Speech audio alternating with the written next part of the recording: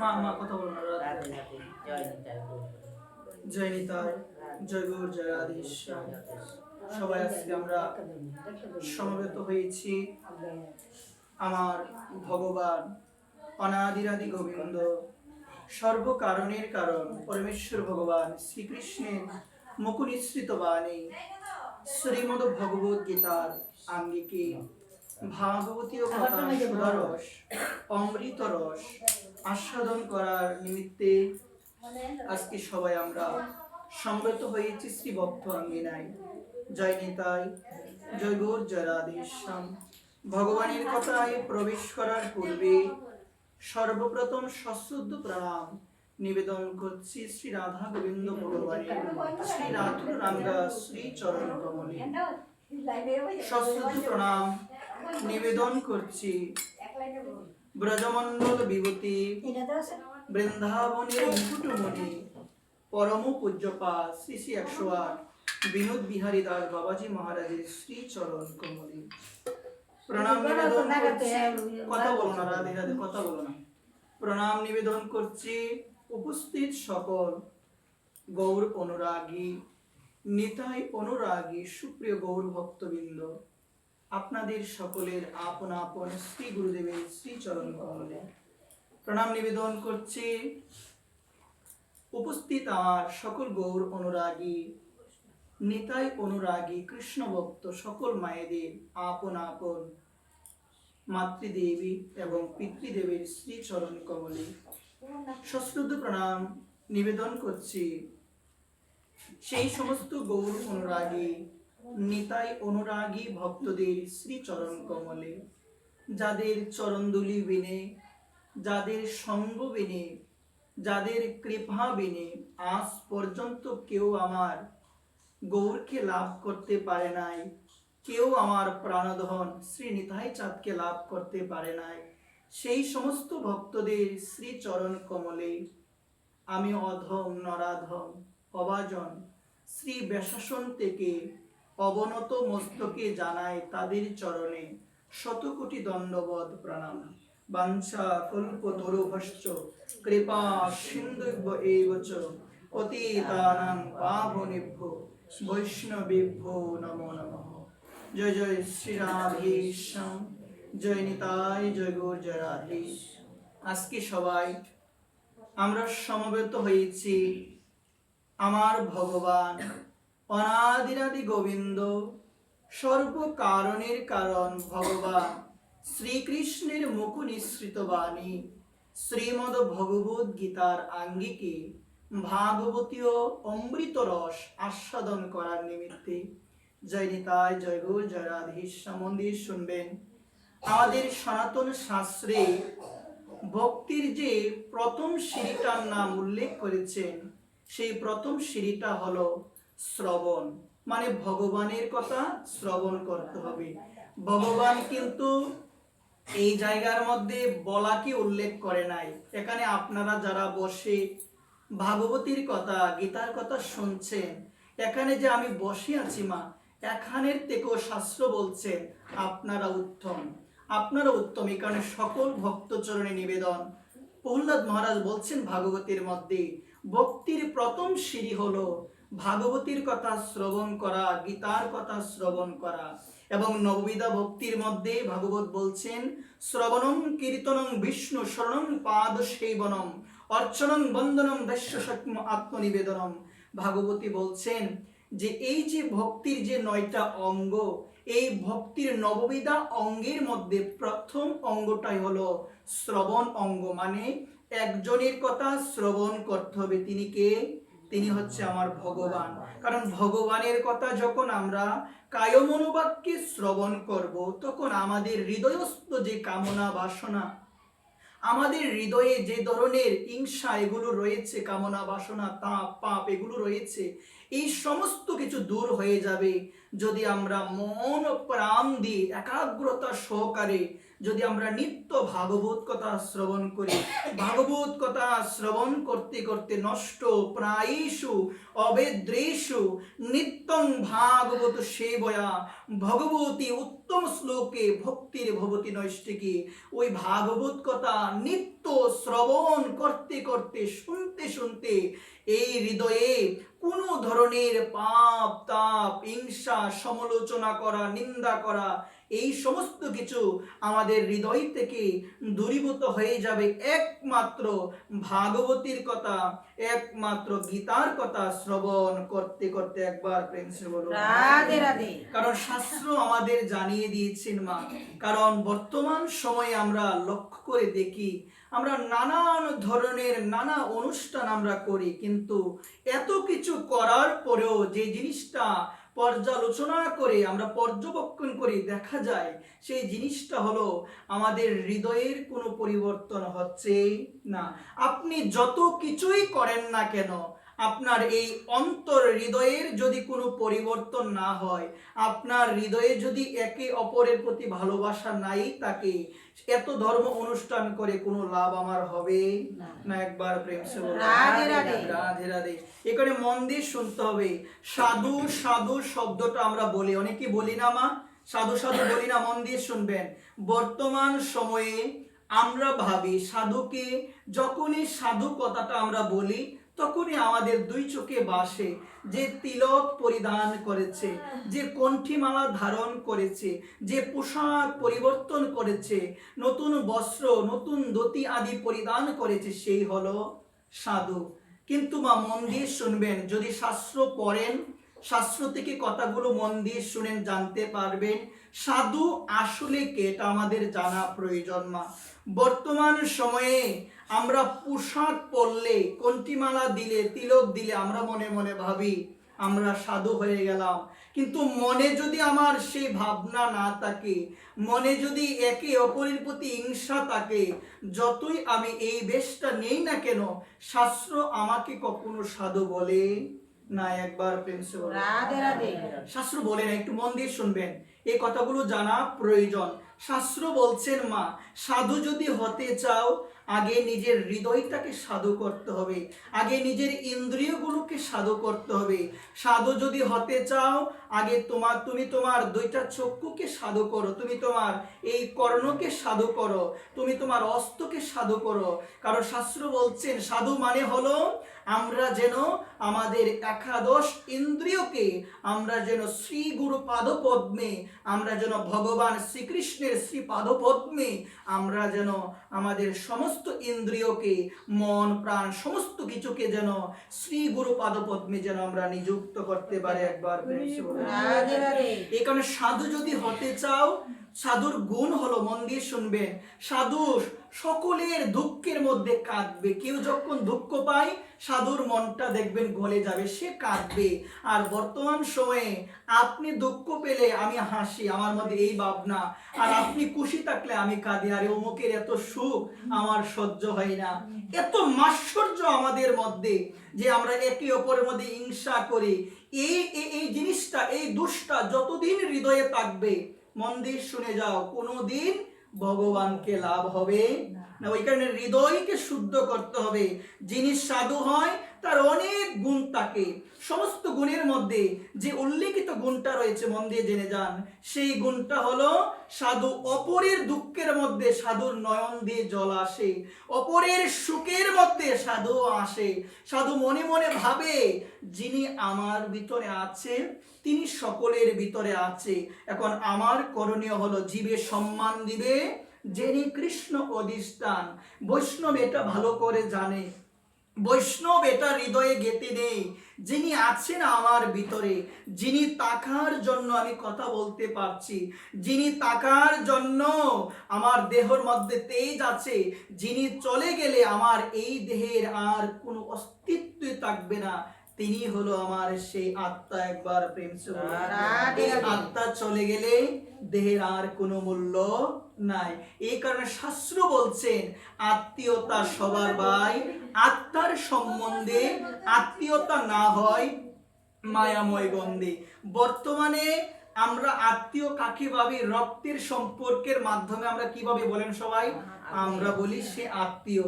শাস্ত্র বলছেন আত্মীয়তা সবার ভাই, আত্মার সম্বন্ধে আত্মীয়তা না হয় মায়াময় গন্ধে। আমরা এই জিনিসটা যদি মানি তখন আমার মনে হবে কি এই পৃথিবীর মধ্যে সবাই হলাম আমরা একে অপরের আত্মীয়, সবাই আমরা আত্মীয়। আমাদের করণীয় হলো সবার প্রতি যেন প্রীতি থাকে। যতদিন পর্যন্ত এই কথাটা হৃদয় থেকে বিশ্বাস না হবে যে ভগবান সকলের ভিতরে আছেন, এই কথাটা যতদিন পর্যন্ত না হৃদয় থেকে মানতে পারবো ততদিন পর্যন্ত বুঝতে হবে যে আমি এখনো অনেক অনেক দূরে, আমি পিছিয়ে আছি। একবার প্রেম সে বলো। রাধে রাধে। এই কারণে সাধু কথাটা মন দিয়ে শুনবেন। সাধু কথাটার মধ্যে অনেক কিছু আছে, একটু জেনে যাও, মন দিয়ে শুনবেন, একদিকে মন দিবেন, একটু জেনে যান। সাধু কথাটার মধ্যে অনেক কিছু আছে মা। এই প্রসঙ্গে আমরা যদি একটা দৃষ্টান্ত শ্রবণ করি দেখবেন আমাদের পরিষ্কার হয়ে যাবে সাধু কি। এক রাজ্যের মধ্যে এক রাজা ছিল। রাজা খুব সুন্দরভাবে সে তার রাজ্য পরিচালনা করছে। মন দিয়ে শুনবেন মা। রাজা সুন্দরভাবে তার রাজ্য কি করছেন? সবাই বলেন পরিচালনা করছে। ওই রাজ্যের মধ্যে একজন সাধু ছিল। ওই রাজ্যের মধ্যে ভগবানের একজন অনন্য ভক্ত ছিল। গীতায় বলছেন অনন্য চিন্তয়ন্ত মাম যে জনা পর্যুপাসতে। মন দিয়ে শুনবেন। তেষাম নিত্য অভিযুক্ত নাম যুগুষ্কেমং বহাম মহাম। আমার ভগবান এতটাই ভক্তবৎসল, এই শ্লোকে তার প্রমাণ। ভক্তকে ভগবান এতটাই ভালোবাসে, ভক্তের কোনো বিনাশ নাই। মন দিয়ে শুনবেন। আপাতত ভাবে ভক্তের জীবনে সমস্যা আসতে পারে, কষ্ট আসতে পারে, ব্যাধি আসতে পারে, কিন্তু ভক্তকে রক্ষা করে একজন, তিনি কে? ভগবান। ভগবান তিনি বলছেন গীতার মধ্যে, অর্জুন অর্জুন আমি বলবো না, অর্জুন তুমি আমার হয়ে জগৎকে বলে দাও। ন মে ভক্ত প্রণশ্যতি, যে এ অর্জুন তুমি আমার হয়ে বলে দাও। অর্জুন বলছেন প্রভু তুমি কি বলতে পারো না যে তোমার ভক্তের বিনাশ নাই? তখন আমার ভগবান বলে অর্জুন দেখা যায় আমিও আমার কথা ভঙ্গ করি। আমি এমন অনেক কথা বলেছি যে কুরুক্ষেত্রের যুদ্ধের মধ্যে আমি অস্ত্র ধারণ করব না, কিন্তু ভক্তের জন্য আমার সেই প্রতিজ্ঞাটাও ভঙ্গ হয়েছে। আমি যদি বলি তাহলে কি হবে? আমার কথা ভঙ্গ হতে পারে, কিন্তু আমার ভক্ত যদি কোনো কথা বলে, আমার ভক্তের কথা রক্ষা করার জন্য আমি সমস্ত কিছু করতে পারি। অর্জুন অর্জুন এই জন্য আমি বলবো না। কুন্তেও নমে ভক্ত প্রণশ্যতি, তুমি জগৎবাসীকে জানিয়ে দাও যে আমার ভক্ত এই জগতে তার অনিষ্ট কেউ করতে পারে না, কেউ পারে না। মন দিয়ে শুনবেন, কেউ পারে না। গীতায় কি বলছে? অনন্যশ্চিন্তেন। কোন ভক্ত? মন দিয়ে জেনে যান কোন ভক্ত। ভক্ত তো অনেক আছে, অনেক আছে না? অনন্যশ্চিন্তেন মাম যে জনা পর্যুপাসতে, যে অনন্য ভাবে, অন্য কোনো চিন্তা নাই। এখন তো বর্তমান সময়ে মা ঠাকুর সেবা দিতে গেল আজে বাজে চিন্তা আসে, সন্ধ্যা করতে গেল ছেলের চিন্তা, মেয়ের চিন্তা, স্বামীর চিন্তা হয়। তাহলে অনন্য ভক্তি কি আমাদের হৃদয়ে এসেছে মা? এখনো আসে নাই। অনন্য ভাবটা হলো গোবিন্দ তোমার নিকটে এসেছি, যেন একটু মন দিয়ে এক মনে, অন্য কোথাও মনটা না দিয়ে যেন একটু স্থির ভাবে গোবিন্দ একটু তোমায় স্মরণ করতে পারি। গোপীদের জীবনীতে দেখা যায় গোপীরা অনন্য ভাবে সর্বদা গোপালের চিন্তা করত, অন্য কোনো চিন্তা নাই। কার চিন্তা গো মা? শুধু গোপাল, আমার প্রাণ গোপাল, আমার প্রাণ সোনা, অন্য কোনো চিন্তা নাই মা। এই কারণে আমিও তো মুখে বলি যে গোপাল আমার ছেলে, কিন্তু আমি কি মন থেকে মানতে পেরেছি যে গোপাল বিনে জগতে আমার আপন কেউ নাই। গোপাল বিনে, রাধারানীর চরণ বিনে জগতে আপন কেউ নাই মা। মন দিয়ে শুনবেন। এখানে বলছে কেউ যখন অনন্য ভাবে ভগবানকে স্মরণ করে, আমার ভগবান বলছেন সেই ভক্তের বোঝা আমি ভগবান বহন করি। ভগবান ভক্তের বোঝা বহন করে। দেন দিয়ে শুনবেন কোন ভক্ত গো মা? অনন্য ভক্ত মা। যে ভক্তের শুধু একমাত্র চিন্তা, একমাত্র চিন্তা কৃষ্ণ চিন্তা। মাম উপেক্ষিত কুন্তেয়, যদি ওই রকম চিন্তা তাকে সর্বক্ষণ কৃষ্ণ চিন্তা, মাম উপেক্ষিত কুন্তেয় পুনর্জন্ম ন বিদ্যতে, সেই ব্যক্তি অন্তিম সময়ও বলবে হ্যাঁ রাধে গোবিন্দ। আর যে একবার বলবে অন্তিম সময় হা নিতাই, হা গৌর, হা রাধে, তার এই জগতে আর জন্ম হবে না। একবার প্রেমসে বলো রাধে রাধে। আজকে অনন্য ভক্তির কথা বলছে, মন দিয়ে শুনবেন। সাধু অনন্য ভক্তির মাধ্যমে ভগবানকে ডাকে। এখন দেখা গেল সাধুর সম্মানটা এত বেড়ে গিয়েছে মা, মন দিয়ে শুনবেন। বর্তমানে আমরা সবাই কি চাই গো মা? সম্মান চাই না সবাই? সাধু হলাম, সবাই আমাকে সম্মান করব। এই সম্মান সাধুর জীবনে সব থেকে খারাপ বিষয়। সম্মান সাধুর জীবনে সব থেকে খারাপ বিষয়। সাধু সম্মান চাই না, আমি গেলাম আমাকে কেউ হরে কৃষ্ণ বলল, এটা সাধু চাই না মা। সাধু ভাবে যদি সম্মান হয় আমার ভজন নষ্ট হয়ে যাবে। ধ্যান দিয়ে শুনবেন মা, আমরা তুলসী দাসের জীবনে দেখতে পেয়েছিলাম, তুলসী দাসের জীবনের একটা সময়ে এত সম্মান বেড়ে গিয়েছিল। তুলসীদাস ভাবলো এত সম্মান আমার বেড়ে গেল, সবাই আমাকে নমস্কার করে প্রণাম করে, এখন এত সম্মান যদি বেড়ে যায় শ্রীরাম প্রভুর তো ভজন আমার হবে, আমার ভজন হবে না, ভজন থেকে আমি বিচ্যুত হয়ে যাবে এত সম্মান হলে। তিনি চিন্তা করলো কি করা যায়, সমাজে এমন একটা কাজ করতে হবে যেন সমাজের কোনো মানুষ আমাকে সম্মান করে না। এক পতিতা নারী ছিল, তার কাছে গেল তুলসীদাস। তুলসীদাস যখন সেই নারীর কাছে গেল, সেই নারী তুলসীদাসকে দেখে অবাক হয়ে গেল। বলছে সাধু বাবা, আপনি আমার নিকটে এসেছেন আমাকে কৃপা করার জন্য? বলছে মারে, আমি এসেছি তোর নিকটে কৃপা করার জন্য নয় রে মা, তোর থেকে কৃপা নেওয়ার জন্য। বলছে বাবা, আমার মতো পাপী ত্রিজগতে আর কেউ না, সারা জীবনই পাপ করলাম বাবা, আমি আপনাকে কি কৃপা করব আপনি বলেন, কি কৃপা করব? আমি তো কৃপা করার কোনো যোগ্যতাই নাই আমার, আমি কি করব বলেন? বলছে মারে, আমার সম্মান এত বেড়ে গিয়েছে মা, সবাই খালি নমস্কার করে প্রণাম করে, সবাই খালি নমস্কার প্রণাম, এত সম্মান যদি আমার হয় রে মা, আমার ভজন হবে না মা, আমার মধ্যে অহংকার চলে আসবে, আমি কি করব মা? এই জন্য এসেছি আমি তোর কাছে, আমার এই সমস্যার সমাধান তুই করতে পারবি। মন দিয়ে শুনবেন, আর কেউ করতে পারবে? বলছে আমি কি করতে পারি? বলছে মা, তুই বাজারে যাবি, বাজারে তো অনেক মানুষ থাকে, আমি তোর কাঁধের মধ্যে হাত রাখবো আর তোর পিছনে পিছনে আমি বাজারে যাব। শুনবেন ধ্যান দিয়ে, আজকে সাধু কি বলছেন? মা, তোর কাঁধের মধ্যে আমি হাত রাখবো, হাত রেখে সারাটা বাজার আমি ঘুরবো। ধ্যান দিয়ে শুনবেন, সারাটা বাজার ঘুরবো। তখন সেই মা বলল, বাবা আপনি যদি এই কাজ করেন তাহলে সবাই আপনাকে কলঙ্কিত করবে যে সাধু হয়ে এই ধরনের কাজ, নারীর কাঁধে হাত রেখে সে ঘুরে। ধ্যান দিয়ে শুনবেন, এই কথা বলছে মা, আমি তো এটাই চাই। এই কথা বলার পরে আজকে সে পতিতা নারীর কাঁধে হাত রেখে তুলসীদাস সারাটা বাজার ঘুরলো, আর সবাই বলা বলি শুরু করে দিল। কি বললো জানো? বলছি যে তুলসীদাসকে আমরা সম্মান করতাম, ওদি দেখি নারীর কাঁধে হাত রেখে ঘুরে, আরে ওর কিসের সম্মান, ও কোনো সাধুই নয়। এই কথা তুলসীদাসের কানে যায়, নিন্দা শুনলে কষ্ট পাই আমরা, আর সাধু পায় আনন্দ। সাধু বলছে এই তো কাজ হয়ে গিয়েছে, সবাই ভাববে আমার মতো খারাপ কেউ নাই, কেউ আর সম্মান করবে না, কেউ আর আমার কাছে যাবেও না, নির্জনে বসে শ্রীরাম জয় রাম জয় জয় শ্রীরাম, শ্রীরাম জয় রাম জয় জয় শ্রীরাম। তাহলে সাধু কি চাই সম্মান? দেন দিয়ে চাই কি মা? তোমার মধ্যে যদি সম্মানের আকাঙ্ক্ষা থাকে, বুঝতে হবে এখনো পরিপূর্ণভাবে আমি হতে পারি না বৈষ্ণব, এখনো হতে পারি না। আজকে শুনবেন মা, এক রাজ্যে এক রাজা, ধ্যান দিয়ে একটু শুনে যাবেন সাধু কেমন হয়, দেখেন সাধুর কর্তব্য কেমন একটু জানবেন। এক রাজ্যে এক রাজা খুব সুন্দরভাবে পরিচালনা করছে, খুব সুন্দরভাবে, এবং ওই রাজ্যের মধ্যে কে ছিল গো? ধ্যান দিয়ে শুনুন, কে ছিল?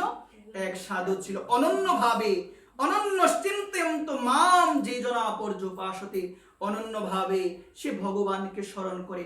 তার সম্মান এত বেড়ে গিয়েছে, রাজাকেও এতটা সম্মান করে না। রাজা ভাবলো সাধুর কিচ্ছু নাই, ঘর বাড়িও ভালো না, সামান্য একটা কুটিরের মধ্যে তাকে এত সম্মান, তাকে এত সম্মান করে, আমিও তো এত সম্মান পাই না। তখন রাজা তার রাজ কর্মচারীকে বলল, সাধু যে ঘরে তাকে ওই ঘরটা ভেঙে দাও। রাত্রিবেলায় গিয়ে ঘরটা ভেঙে দিল, ঘর ভেঙে দিল, ঘর ভাঙা হয়ে গিয়েছে। তারপরও সে নির্জনে বসে ভগবানকে ডাকে, সবাই সম্মান করে।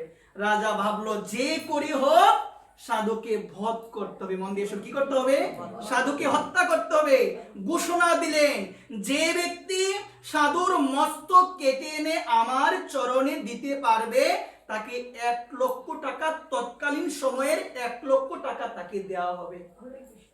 সাধু শুনতে পেল এই ঘোষণা, সাধু ভাবলো আমার জন্য বুঝি তার এত সমস্যা, আমার জন্য বুঝি তার এত সমস্যা, আমাকে সম্মান করে তাকে করে না, এত সমস্যা।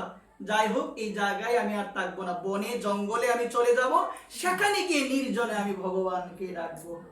চলে গেল, চলে যাও, অনেক দিন হয়ে গেল, প্রায় 1 বছর হয়ে গিয়েছে। মন দিয়ে শুনবেন, তৎকালীন সময়ে একজন পিতা, দায়গ্রস্ত পিতা, মেয়েকে বিয়ে দিতে পারছে না, আর্থিক অবস্থা এতটাই সংকটাপন্ন ছিল, মেয়েকে বিয়ে দিতে পারে না।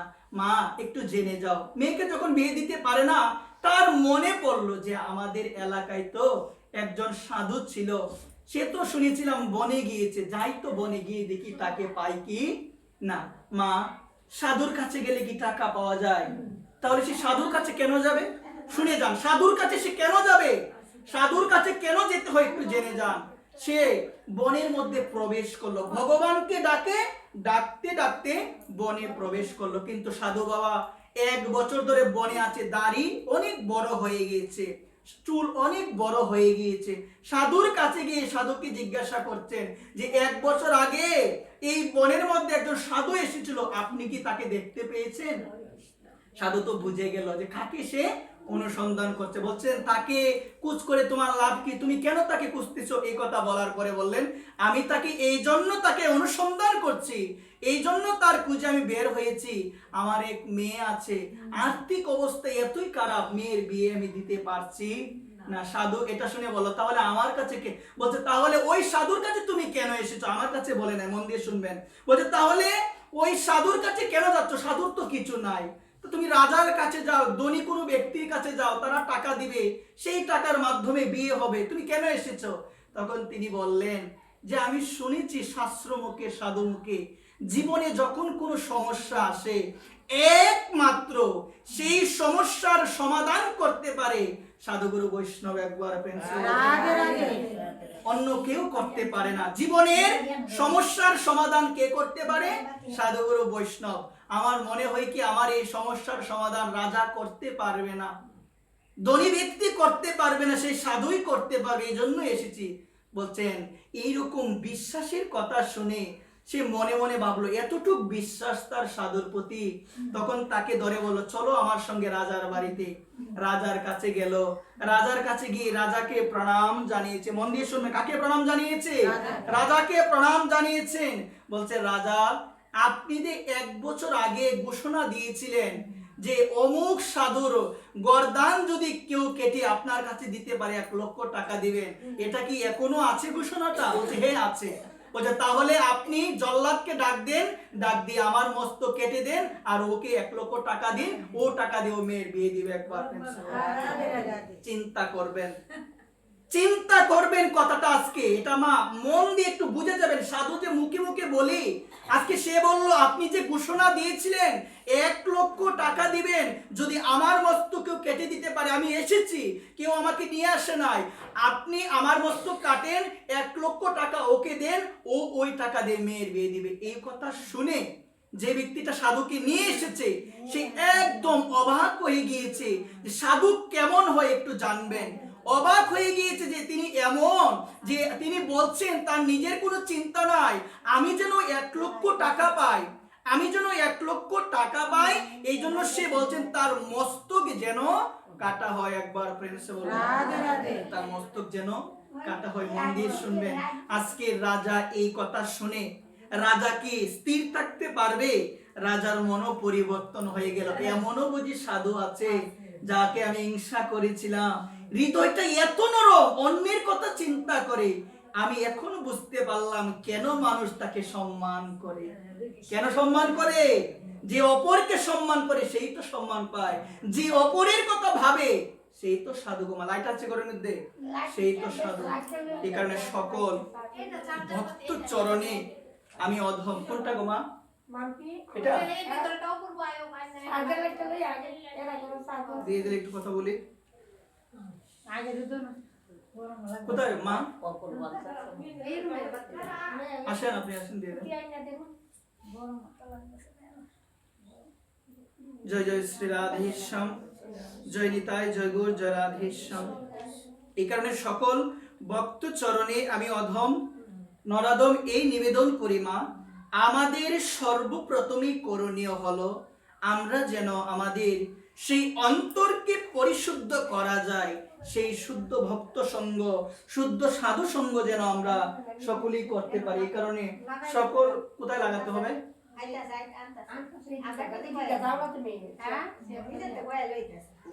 দুইটা লাগাই দাও, ফোকাসে ভালো।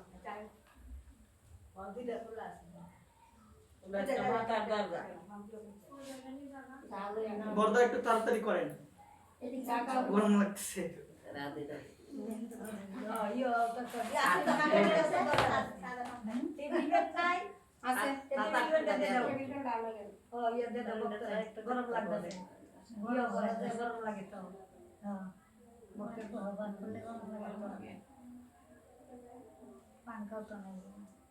আছে এই চার্জার কোনটা ওই যে না আছে না এই একটা দিলে কি হয় দিলে মনে না করে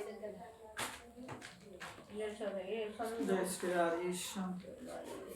চার্জার পরে ওটা আইনা দাও সুন্দর দাও সুস্কুন্ডা শেষ করে দিলা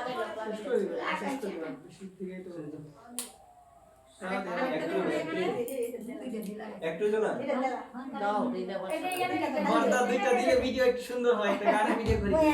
রাধে রাধে নাহলে এমনি কথা কইলাম না। দে দে এখানে বাপটাও নিবে তো টাকাটাই না হ্যাঁ নাই হলো আইও অফ করে দিই দেখুন দাইতে সুস্কুন্ডা সব কিছু দিলাম আপিটা সুস্কুন্ডা এনে এনে সব কিছু এখানে এলা কি বেটা হোটেল এইটা আগে দেওয়া দরকার আছে রে। ঠিক আছে, জয় নিতাই, জয় গৌর, জয় রাধেশ্যাম। এই কারণে সকল ভক্ত চরণে আমি অধম দিন অতিদিন দণ্ডবোধ প্রণাম নিবেদন করে বলছি, যারা বেশি দীর্ঘায়িত করবো না। রাধে রাধে, একটু মন দিয়ে শুনবেন। তাহলে আজকে এই দৃষ্টান্তর মাধ্যমে জগৎকে সাধু জানিয়ে দিয়েছেন, যারা আমরা সাধু হতে চাই, যারা আমরা সাধু হব, আমাদের করণীয় হলো অন্যের দুঃখে আমাদের মন গলে যাবে, আমাদের হৃদয়টা হবে নবনীত কোমল। ভাগবত বলছেন সন্ত হৃদয়, সাধু হৃদয় নবনীত কোমল। কোনো জীবের প্রতি সাধুর হৃদয়ে কোনো দেশ থাকবে না, কোনো হিংসা থাকবে না, একে অপরের প্রতি থাকবে ভালোবাসা, একে অপরের প্রতি থাকবে প্রেম। এই কারণে আজকে যারা আপনারা এসেছেন, আমি সকল গৌর অনুরাগী, নিতাই অনুরাগী সুপ্রিয় গৌর ভক্তবৃন্দ, আপনাদের সকলের চরণে আমি অধম দণ্ডবোধ প্রণাম নিবেদন করে বলবো যে আমাদের একমাত্র এখন বর্তমান সময়ে করণীয় হলো আমরা যেন সর্বদা এই ভক্ত সঙ্গে থাকতে পারি। সাধু সঙ্গ করবেন মা, শুদ্ধ ভক্ত সঙ্গ করবেন, তখন মনে হবে যে আমাদের জীবনের যে প্রকৃত উদ্দেশ্য আসলে কি। যখন সাধু সঙ্গ করবেন তখন মনে হবে আমাদের জীবনের একমাত্র উদ্দেশ্য কি মা। যত কিছুই করেন না কেন মা, একমাত্র উদ্দেশ্য কি এটা তো জানা প্রয়োজন। একমাত্র উদ্দেশ্য কি? একমাত্র উদ্দেশ্য হলো আমরা যেন সৎ গুরুদেবের চরণাশ্রয় গ্রহণ করে আমরা যেন সর্বদা ভগবানের নাম গুণকীর্তন করি। একবার প্রেম সে বলো রাধে রাধে। আর নাম গুণকীর্তন করি ভগবানের। আপনি ভাগবত কথা যত বেশি শুনবেন দেখবেন মা আস্তে আস্তে হৃদয়টা সরল হবে। যখন হৃদয় সরল হয়ে যাবে, যখন হৃদয় সরল হয়ে যাবে তখন এটা আপনি বুঝতে পারবেন কোন জীবের প্রতি মা আপনার দ্বেষ থাকবে না, কোন জীবের প্রতি আপনার হৃদয়ে হিংসা থাকবে না। এটা জানা প্রয়োজন। বর্তমান সময়ে মা আমরা এই পথে আসার পরেও আমাদের হৃদয়ে হিংসা থাকে, আমাদের হৃদয়ে ক্রোধ থাকে, আমাদের হৃদয়ে কামনা বাসনায় পরিপূর্ণ থাকে। এই জন্য মহাজন বলছেন, মন দিয়ে শুনবেন, আমাদের জীবনের একমাত্র শ্রেষ্ঠ পথ হলো মহাজন পন্থা অনুসরণ করে আমরা যেন সর্বদা ভগবানকে ডাকি, যেন সর্বদা ভগবানের নাম করি। বিশ্রাম দিয়ে দিব না করো না করো एक मार्क्स সাধু বাবা গো এটা এতটুকুই মা। রাধে রাধে, জয় নিতাই, জয় গৌর, জয় রাধে শ্যাম। একটু একটু জেনে যাও, কথা বললে সমস্যা, একটু জেনে যাও। রাধে, আজকে এমনিতে লেট হয়ে গিয়েছে। জয় রাধে শ্যাম, জয় নিতাই। এই ভাগবত কথাটা মা মন দিয়ে একটু জেনে যান। ভাগবত কথার মধ্যে অনেক কিছু শেখা যায়, অনেক কিছু জানা যায়। শ্রীমদ্ ভাগবত অমল পুরাণ, এটা বৈষ্ণবদের প্রাণ। ধরতে গেলে যারা আপনারা বৈষ্ণব আছেন, এটা বৈষ্ণব সমাজের প্রাণ হলো শ্রীমদ্ ভাগবত অমল পুরাণ। শ্রীমদ্ ভাগবত কথা যত শুনবেন দেখবেন ততই শুনতে হৃদয়ে আকাঙ্ক্ষা কাজ করবে, ততই শুনতে ভালো লাগবে। যখন এই রকম দশা হবে জীবনে যে ভাগবত কথা শুনতে ভালো লাগে, যখন ভাগবত কথা হয় মন দিয়ে শুনবেন, বাড়ির দিকে মন দিবেন না। যখন ভাগবত কথা হয় সমস্ত কার্য গৌণ হয়ে যায়। বাড়িতে যদি বাতিও দিতে হয়, যদি দেরিতে দেন কোনো সমস্যা হবে না। আর যদি ভাগবত কথা হচ্ছে না, আপনি আজে বাজে কথা বলছেন, সেই জায়গায় যদি আপনি দেরি করেন বাতি না দিয়ে, সেখানে আপনার অপরাধ হবে। এই জায়গায় অপরাধ নয়। ভাগবত কথা এমন কথা যে কথা ভগবানকে আকর্ষণ করে। ওই কারণে শাস্ত্র বলছেন শ্রবণম মঙ্গলম। এবং ওই ভাগবত কথা শুনলে কি হয়? ভাগবত কথা শ্রবণ করলে তপ্ত জীবনম, বলছেন আমাদের এই তপ্ত জীবনটা, আমাদের এই তপ্ত জীবনটা শান্ত হয়ে যায়। আমাদের এই তপ্ত জীবনটা কৃষ্ণ প্রেমে প্লাবিত হয়ে যায়। এখানে ভাগবত কথা শুনতে হবে, এমন ভাবে শুনবেন, এমন ভাবে ভাগবত কথা শুনবেন যেন শোনার পরে সেই কথাগুলো আপনার অন্তরে গেঁথে যায়। একবার প্রেম সে বলেন। ভাগবতে অনেক সুন্দর সুন্দর দৃষ্টান্ত আছে। দৃষ্টান্তগুলোর মাধ্যমে জানা যায় মা ভগবানকে যদি পেতে চাও, মা একটু জানো মন দিয়ে, ভগবানকে যদি পেতে চাও একমাত্র ডাকার মধ্যে মা অনুরাগ থাকতে হবে, বেকুলতা থাকতে হবে, আকুলতা থাকতে হবে। অন্যথায় ভগবানকে কখনো পাওয়া যাবে না। মা স্বামী রামকৃষ্ণ পরমহংসদেব তিনি খুব সুন্দর একটা দৃষ্টান্ত দিয়েছেন। ছোট একটা বাচ্চা মা, সেই যখন তার মাকে না দেখতে পায় কাঁদে না মা? বলেন না কাঁদে কি না? দেখবেন কাঁদে। মাকে না দেখতে পেয়ে আত্মহারা হয়ে গিয়ে সে কাঁদে। কার জন্য কাঁদে? মায়ের জন্য কাঁদে।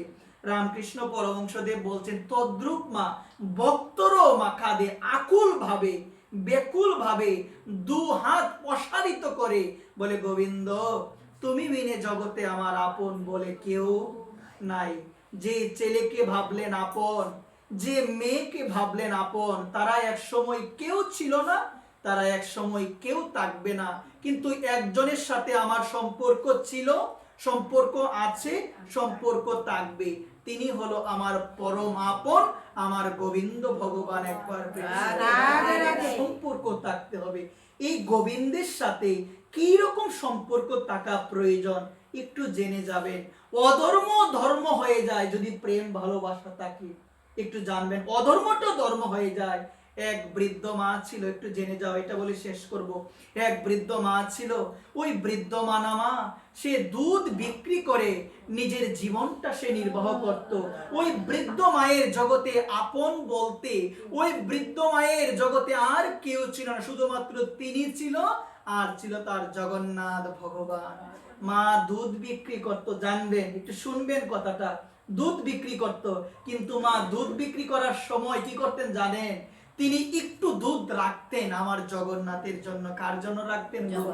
জগন্নাথের জন্য রাখতেন।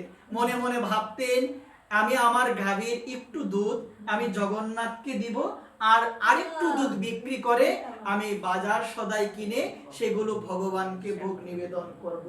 মা এইরকম ভাবে নদী পার হয়ে গিয়ে প্রতিদিন জগন্নাথের মন্দিরে গিয়ে জগন্নাথের পূজারীর কাছে গিয়ে দুধ দিয়ে আসেন। একটাই কথা বলেন, আমার মতো অধম আর কেউ নাই, আপনি কৃপা করে আমার মতো অধমের সেই দুধটুকু একটু গোবিন্দের সেবায়, জগন্নাথের সেবায় আপনি লাগাবেন। এই কথাটা প্রতিদিন বলে। কিন্তু মা একটু জানবেন মন দিয়ে, এই জায়গায় না মা একটা কাজ করে। মা মনে মনে ভাবে আমি যে নদীটা পার হয়ে আসি প্রভু জগন্নাথের জন্য দুধ নিয়ে, সেই নদীর জলটা অনেক মিষ্ট, প্রতিদিন কম নিয়ে যায়। আজকে কি করি, একটু প্রভুর জন্য দুধের সঙ্গে একটু জল মিশিয়ে আমি নিয়ে যাই। মন দিয়ে শুনবেন, কি আকাঙ্ক্ষা দেখো, প্রতিদিন কম নিয়ে যাই, একটু আজকে কি মিশিয়ে নিয়ে যাব, জল মিশিয়ে নিয়ে যাব। ওই রকম ভাবে কয়েকদিন করলো, একদিন না অনেক জ্বর, অনেক বৃষ্টি। মন দিয়ে শুনবেন, ভক্তের জীবনে দুর্দিন কোন দিন? যেদিন বেশি জ্বর হয় সেদিন। ভক্তের জীবনে দুর্দিন কোন দিন? যেদিন বৃষ্টি হলো, অনেক জ্বর ঝাপটা হলো, সেদিন কি দুর্দিন? না মা, সেদিন নয়। তুলসীদাস বলছেন মা, মেঘ পূর্ণ দিন নহে দুর্দিন, গৌর কথাবিহীন, নিতাই কথাবিহীন, ভাগবত কথাবিহীন, কৃষ্ণ কথাবিহীন, সেটাই হলো তোমার জীবনের সব থেকে বড় দুর্দিন। ভক্ত ভাবে, হায় রে, আজকের দিনটা চলে গেল, একটু ভক্ত সঙ্গ করতে পারলাম না, আজকের দিনটা চলে গেল, একটু গৌর কথা শোনার আমার ভাগ্য হলো না, আজকের দিনটা চলে গেল, আজকে একটু নিতাইয়ের মহিমা শুনতে পারলাম না। যারা ভক্ত হয় তারা ভাবে আজকের দিনটা আমার অবহেলায় চলে গেল। সূর্য উঠে, সূর্য উদিত হয়, আবার অস্ত যায় মা, আমরা কতই খুশি হই, কিন্তু আমরা ভাবি না সূর্য উঠছে আবার অস্ত যাচ্ছে, সূর্যদেব আমাদের আয়ুকে করণ করছে, মানে ক্রয় হচ্ছে আয়ু মা, একটা দিন গেল মানে সেটা আর পাবো না। ভক্ত ভাবে, হায় রে, আজকের দিনে একটু হরিকথা শোনার ভাগ্য হলো না, কৃষ্ণ কথা শোনার আমার ভাগ্য হলো না, আমার দিনটাই আজকে অবহেলায় চলে গেল। বলো না রাধে রাধে। এখানে দুর্দিন। মা কি করে, যতই জ্বর ঝাপটা আসে না কেন মা যায়। এখানে তো অনুকূল ঠাকুর তার একটা বাণীতে তিনি বলছেন, জ্বর ঝাপটা যতই আসুক মনে রাখিস জোর, মাথায় আছেন দয়াল ঠাকুর, ভাবনা কি বা তোর। একজন আছে ভক্ত ভাবে, জ্বর ঝাপটা যতই আসুক না কেন, একজন আছে আমার সঙ্গে, একজন আছে, তিনি থাকবেন সর্বদা, তিনি হচ্ছে নাম প্রভু। যদি নাম মুখে থাকে, নাম থাকবে তোমার সঙ্গে। যদি নাম থাকে, জেনে যাও মায়ের জায়গায়, যদি নাম থাকে বুঝবে তোমার সঙ্গে কেউ থাকুক বা না থাকুক, দেখবেন ভগবান আছে। দেখবেন অনেক সময় রাস্তা দিয়ে আসলে, নৌকা পথে আসলে, গাড়ি পথে আসলে, অনেক সময় যখন ভয় বেশি ঢুকে, তখন ভগবানের নাম নেই না, নেই কিনা? ভগবান বাঁচাও, ভগবান বাঁচাও। অনেক সময় রাত্রি দিয়ে আসার সময় রাস্তাঘাট যখন দুর্ঘটনা হওয়ার সম্ভাবনা থাকে, সেই জায়গায় বলি, জয় নৃসিংহদেব, জয় নৃসিংহদেব, জয় নৃসিংহদেব। বিশ্বাস তো এটাই, নৃসিংহদেবের নাম স্মরণ করলে সমস্ত কিছু শেষ। আমি একটা কথা বলে মন দিয়ে শুনবেন। কিছুদিন পূর্বে আমি গিয়েছিলাম একটু ব্রাহ্মণবাড়ি একটা কাজের জন্য, মন দিয়ে শুনবেন। আমার আগে দুইজন ছিল, তাদের দুইজনেরটা হয় নাই। আমি তখন একটু ভয় পেয়ে গেলাম, এখন যদি না হয় আজকে আর আশাই হবে না, দেরি হয়ে যাবে। তখন মনে মনে বললাম, জয় নৃসিংহদেব, জয় নৃসিংহদেব, জয় নৃসিংহদেব বলে আমি আমার কার্ডটা দিলাম, কিন্তু নৃসিংহদেবের কৃপায় আমারটা বাতিল হলো না। যিনি করছে দিদি বলো, সবারটাই দিয়ে বাতিল হচ্ছে, তোমারটা দিয়ে হলো না। একবার প্রেমসে বলো। তখন মনে হলো যে প্রভু শ্রী নৃসিংহদেবের কৃপা একটা মা। এখানে জানবেন মা, মেঘ পূর্ণ দিন নহে দুর্দিন, কৃষ্ণ কথাবিহীন, সেটাই হলো জীবনের সব থেকে বড় দুর্দিন। জীবন বেলা ডুবে যাচ্ছে, বুঝো না তুমি এখনো তোমার জীবন নামক সূর্য অস্ত যাওয়ার পথে। একবার ভেবে দেখো মন, 50 হয়ে গেল বছর, 40 হয়ে গেল বছর, এখনো তোমার সময় হলো না একটাবার ভাগবত পাঠে আসার, এখনো তোমার সময় হলো না একটাবার প্রাণ বলে বলার, হা নিতাই তুমি বিনে বান্ধব কেউ নাই। বৃদ্ধ মা যতই জ্বর জঞ্জা যতই আসে না কেন, বৃদ্ধ মা নদী পার হয়ে প্রভু শ্রী জগন্নাথকে আপন ভেবে প্রভু জগন্নাথের জন্য কি নিয়ে যায় গো মা? দুধ নিয়ে যায়। মা তো একটু জল মিশায়। একদিন তো প্রচুর বৃষ্টি, জল মিশাতে গিয়ে মায়ের দৃষ্টি নাই, মা দৃষ্টি দিল না সেই দিকে। একটা ছোট মাছ উঠে গেল দুধের মধ্যে। কি উঠে গেল সবাই বলেন? ছোট মাছ। মা দেখলো না, সেটা নিয়ে গেল পূজারীর কাছে, দিয়ে বলল, আপনি ভগবানকে ভোগ দেন। পূজারী যখন গেল ভোগ দিতে, হঠাৎ দেখলো দুধের পাত্রের মধ্যে ছোট একটা মাছ। এসে বলল, তোমার সেই দুধ দিব না। গাড় ধাক্কা দিয়ে বের করে দিল সেই মাকে। বলছে, তুমি এহেন কাজ করেছো, আমাকে অপরাধী করেছো। তুমি আজকে দুধের মধ্যে মাছ মিশিয়ে নিয়ে এসেছো তুমি ভগবানকে দেওয়ার জন্য। সেই মিশানো মাছ আজকে আমি দিয়ে দিলাম প্রভুকে। যদি আমি না দেখতাম, আজকে দেখার জন্য আমি বেঁচে গেলাম। তুমি এহেন কার্য করছো, তুমি চলে যাও, তুমি চলে যাও। মা ভাবলো, আমি তো জেনে শুনে মিশাই নাই, আমি দেখতে পাই নাই, কিভাবে মিশে গেল আমি জানি নাই। কিন্তু পূজারী যখন বলল এই কথা, মা চলে আসলো। কিন্তু মা বলে, প্রভু গো, আমি জ্ঞাত সারে, আমি জানা সত্ত্বে মিশাই নাই প্রভু, আমি দেখি নাই প্রভু, কিভাবে যে মিশে গেল আমি জানি নাই। আজকে মা ঘরে গিয়ে কোনো কিছু গ্রহণ করে না, শুধু নয়ন জলে বেশি বেশি বলছে, প্রভু জগন্নাথ তুমি তো অন্তর্যামী প্রভু, আমি জানা সত্যি এই কাজ আমি করি নাই। বলো না রাধে রাধে। মা কিচ্ছু গ্রহণ করে নাই, কিচ্ছু গ্রহণ করে না, এক জায়গায় বসে আছে। আর প্রভুকে বলছে একই কথা, প্রভু আমি দেখি নাই। কিভাবে মা ছুটলো? যখন রাত্রি হয়ে গিয়েছে, জগন্নাথ ভগবান দিন দিয়ে শুনবেন কতটুক ভক্ত বৎসল, ভক্তকে কতটুক ভালোবাসে মা। ভাগবত তো অনেক দৃষ্টান্ত আছে, প্রমাণ দিয়েছেন ভগবান ভক্ত ছাড়া কিছু বুঝে না মা। ভগবান বলছেন সাধব হৃদয়ং মহং সাধুনাং হৃদয়ং তহং, ভাগবতে আছে মা। বলছে সাধু আমার হৃদয়, সাধু তাকে আমার হৃদয়ে, আমি তাকে সাধুর হৃদয়ে। সাধু আমায় ছাড়া কিছু বুঝে না, আমিও সাধু ছাড়া কিছু বুঝি না। মচিত্তা মদ গত প্রাণা বোধয়ন্ত পরস্পরম কর্তেন্তশ্চ মাম নিত্য তস্যন্তি চ রমন্তি চ। বলছেন যারা ভক্ত, একনিষ্ঠ ভক্ত, গোবিন্দকে ছাড়া কিছু বুঝে না, গোবিন্দের কথা ব্যতীত কিছু বলেও না। বেশি কথা বলে না, বেশি খাই না, গ্রাম্য কথা না বলিবে, গ্রাম্য কথা না শুনিবে, ভালো না খাইবে, ভালো না করিবে, সাধন সানন্দে কৃষ্ণ নাম করিবে, সদানন্দে সর্বদা কৃষ্ণ নামে মত্ত থাকবে। এটা তো তখনই সম্ভব হয় যখন যথার্থ সদ্গুরুদেবের শ্রীচরণ আশ্রিত আমরা হব। একবার আজকে সেই মা মন দিয়ে শুনবেন, সে কেঁদে কেঁদে বলছেন মা প্রভুকে, প্রভু গো আমি তো দেখি নাই প্রভু। এইরকম যখন সে তার মনের কথাগুলো প্রভু শ্রী জগন্নাথের চরণে নিবেদন করছেন, মন দিয়ে শুনবেন মাসকে, যে আমি জেনে মিশাই নাই, বারবার বলছেন। যখন রাত্রি হয়েছে, প্রভু জগন্নাথ একজন বৃদ্ধ ব্রাহ্মণের রূপ ধারণ করে মায়ের দুয়ারে এসে মায়ের দরজার মধ্যে ধাক্কা দিচ্ছেন। বলছে ঘরে কেউ আছো গো? মা বের হয়েছে, বলছে মা সারা দিন আজকে ঘোরার পরেও মা কোনো ভিক্ষা পাই না মা, তোমার ঘরে কি কিছু আছে মা? যদি তাকে কৃপা করে আমাকে দাও। মা তখন সমস্ত ঘটনা খুলে বলল, বলছে আজকে কিছু নাই, কিন্তু একটু দুধ আছে, তুমি কি সেই দুধটা গ্রহণ করবে? কিন্তু শোনো, সেই দুধের মধ্যে একটা মাছ উঠে গিয়েছিল, আমি জেনে মিশাই নাই, উঠে গিয়েছিল। বলছে মা তুমি তোমার এই দুধটা আমাকে দাও। অধর্ম ধর্ম হয়ে যায় যদি প্রেম তাকে। বলছে মা এই দুধটা আমাকে দাও তুমি। মা দুধটা দিল, দুধটা গ্রহণ করলো। বলছে মা আজকে তো আর যেতে পারবো না, অনেক রাত্র হয়ে গিয়েছে, তুমি যদি মা আমাকে অনুমতি দাও, আজকে আমি একটু থাকবো মা তোমার এই ঘরের মধ্যে। বলছে থাকতে তো দেওয়া যায়, থাকতে তো পারোই, দেওয়া যায়, কিন্তু তোমাকে যে আতিথেয়তা করব তেমন কিছু নাই। চেরা একটা আছে, চেরা কি আছে, কাঁটা একটা আছে, সেটা দিতে পারি। বলছে মা এটা দিয়ে হবে মা, আর কিছু লাগবে না। এটা দেওয়ার পরে আজকে সেই প্রভু আমার জগন্নাথ বৃদ্ধ রূপ ধারণ করে এসেছে, তিনি শয়নে গিয়েছেন। মা ব্রাহ্ম মুহূর্তে উঠে দেখে সেই ব্রাহ্মণ আর নাই, সে ব্রাহ্মণ নাই।